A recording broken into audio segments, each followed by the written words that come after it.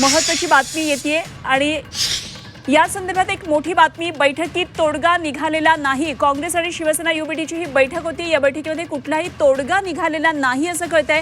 त्यामुळे पुढच्या काही तासांमध्ये आता काय नेमक्या नाट्यमय घडामोडी घडतात हे बघणं अत्यंत महत्त्वाचं ठरणार आहे। आज गांधी भवनमध्ये ही महत्त्वाची बैठक शिवसेना युबीटीच्या नेत्यांची आणि काँग्रेसच्या महत्त्वाच्या नेत्यांची सुरू होते। मात्र या बैठकीत तोडगा निघाला नाही असं कळतंय। मनश्री पाठक आमचे प्रतिनिधी आपल्याबरोबर। मनश्री, काय नेमकं झालंय? बैठकीत तोडगा निघालेला नाही असं कळतंय।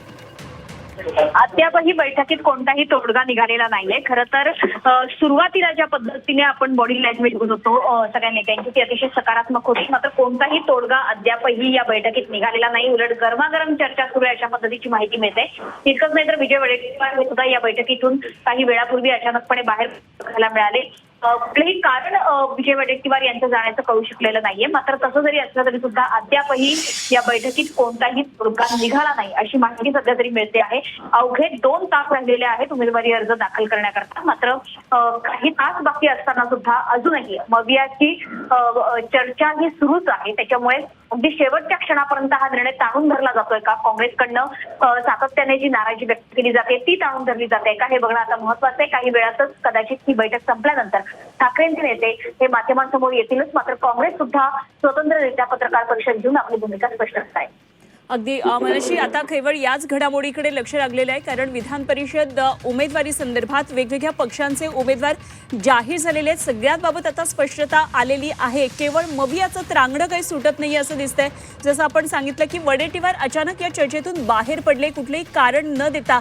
काय काही विसंवाद घडला असावा का? कारण गरमागरम चर्चा झाल्याचंही आपण सांगताय।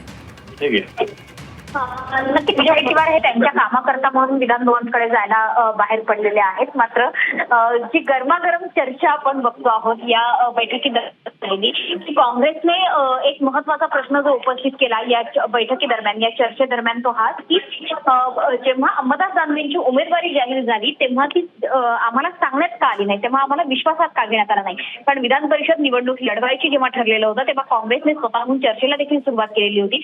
उद्धव ठाकरे यांच्या नावाला आपण पाठिंबा देखील देत होतो। मात्र जेव्हा अंबादास दानवेंची उमेदवारी थेटपणे जाहीर केली जाते तेव्हा मित्रपक्षांना सांगणं, त्यांच्याशी संवाद साधणं हे महत्त्वाचं वाटलं नाही का, अशा पद्धतीची नाराजी काँग्रेस नेत्यांनी बघून दाखवलेली आहे। त्याच्यामुळे निश्चितपणे 2 तास जरी बाकी असले तरी सुद्धा अतिशय हा खरं तर कमी वेळ आहे, कारण या ठिकाणाहून निघून पुन्हा विधान भवनाच्या परिसरात जाऊन संपूर्णपणे प्रक्रिया पार पडणं यामध्ये काही एक वेळ जाणार आहे। त्याच्यामुळे या चर्चेच्या फेऱ्या आता कधीपर्यंत चालतायत हे बघणं महत्त्वाचं आहे। गरमागरम चर्चा तर झाली आणि अद्यापही तोडगा कोणताही निघालेला नाही अशी माहिती आहे। ठीक, मनश्री, जरूर या सर्व घडामोडींवर लक्ष ठेवून राहा। तुर्तास धन्यवाद दिलेल्या माहितीसाठी। तर आता केवळ शेवटचा 1.5 तास उरलाय। 3 वाजेच्या आत उमेदवारी अर्ज भरण्यात येतात, मात्र आता 1:30 वाजत आलेले आहेत। त्यामुळे आता पुढचे काही तास हे मवियाच्या दृष्टीने अत्यंत महत्त्वाचे असणार आहेत।